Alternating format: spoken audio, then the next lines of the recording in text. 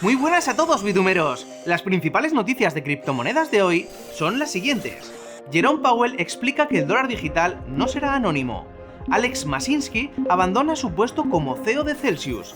Empresas españolas cierran el primer fondo de inversión tokenizado basado en la blockchain. Microsoft, Avalanche y Polygon participarán en el proyecto de Space and Time.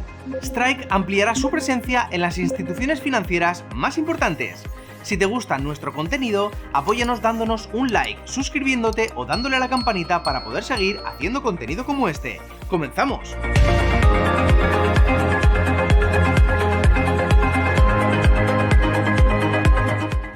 El presidente de la Reserva Federal de Estados Unidos, Jerome Powell, ha explicado que el dólar digital no será anónimo. Durante su participación en un panel de discusión sobre las finanzas digitales organizado por el Banco de Francia, Powell señaló que una de las principales características que debe incluir el diseño del dólar digital es la verificación de la identidad de los usuarios. Con esto, Powell aclaró que aunque la moneda digital del Banco Central protegería la privacidad de sus usuarios, no sería una moneda anónima, algo que no ha gustado nada a la comunidad cripto. Esto supondría que el gobierno tendría un control absoluto sobre el gasto, lo que ocasionaría una vigilancia extrema. Además, Powell aprovechó el panel de discusión para resaltar la necesidad de regular el ecosistema DeFi para prevenir una mayor agitación financiera. Para Powell, el principal problema de las DeFi son las tasas de interés desorbitadas, que han provocado la caída de algunos ecosistemas como el de Terra y la bancarrota de plataformas como Celsius. El presidente de la Fed afirma que por ahora, la interacción entre las DeFi y las finanzas tradicionales es menor, por lo que es necesario regular antes de que crezca. Alex Mashinsky, CEO de Celsius, deja el cargo. En el comunicado que confirmaba su renuncia, el ex-CEO lamenta la situación en la que se encuentra la comunidad. La compañía se fundó en 2017 y llegó a ser una de las más importantes dentro del sector cripto. Celsius se basaba en los préstamos de criptomonedas, es decir, que operaba dentro de las finanzas descentralizadas. Pero después de la caída del ecosistema Terra y el fondo Three Arrows Capital, Celsius se vino abajo. Hay que tener en cuenta que prestó $75 millones a Three Arrows Capital.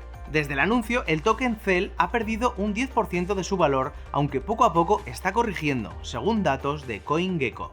Mashinsky espera que la comunidad de Celsius siga unida trabajando para que la compañía pueda realizar una reorganización exitosa. Estaremos muy atentos para ver cómo se soluciona todo esto, si algún día se llega a solucionar, claro. Empresas españolas cierran el primer fondo de inversión tokenizado basado en blockchain.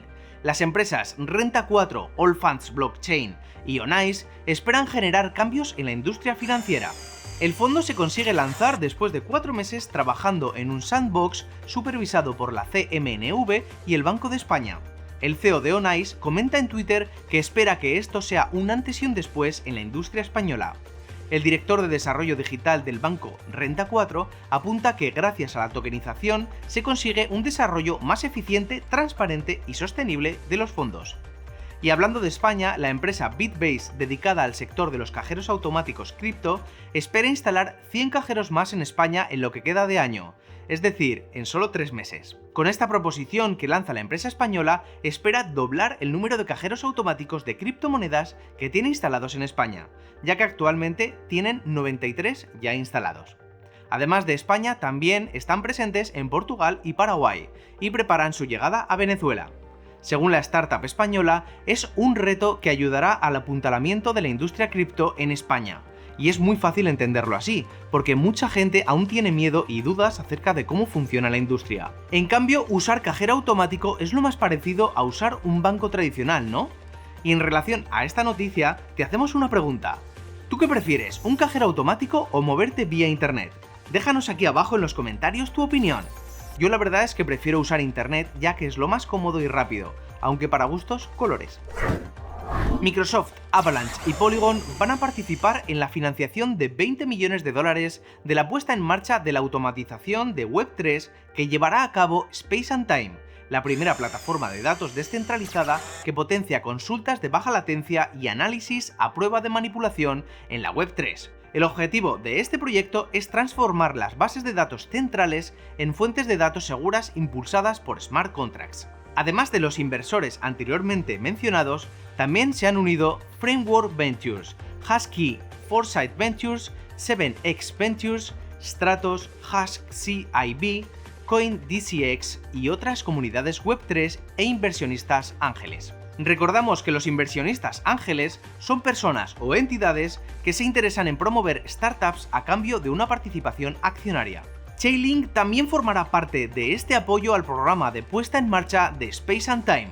Sergey Nazarov, cofundador de Chainlink, dijo que la empresa continuará apoyando a Space and Time en su búsqueda para construir un almacén de datos descentralizado. Strike, la empresa de pagos a través de Lightning Network, ha recaudado $80 millones para ampliar su presencia en las instituciones financieras más importantes.